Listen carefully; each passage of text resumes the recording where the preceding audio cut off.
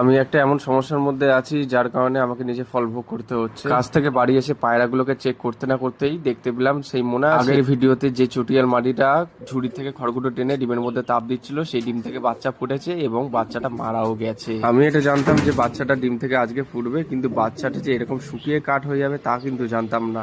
কতক্ষণ আগে তাহলে বাচ্চাটা মারা গেছে সেটাই আমি আর কি করব, আর কিছু করার নেই। তাই আমি চলে গেছিলাম নিচে, ফ্রেশ হয়ে আবার ছাদে চলে এলাম পায়রাগুলোকে আর একবার ঠিক মতো দেখবো। ক্ষতি তো হয়েই গেছে, একটা নতুন চটিয়াল মাদি পায়রা সাদা কালারের মধ্যে নিয়ে এসেছি আজ নতুন পায়রা। তাই আমি পায়রার ঘুরে এখন ঢুকে গিয়ে আপনাদের দেখাই পায়রাটা কেমন দেখতে। অনেক দূরে গিয়ে কালেকশন করে নিয়ে এলাম এই কবুতরটা। এটা একটা মাদি কবুতর। এই কবুতরটা দাম নিয়েছে আমার কাছ থেকে দামাদামি করার পর 800 টাকা।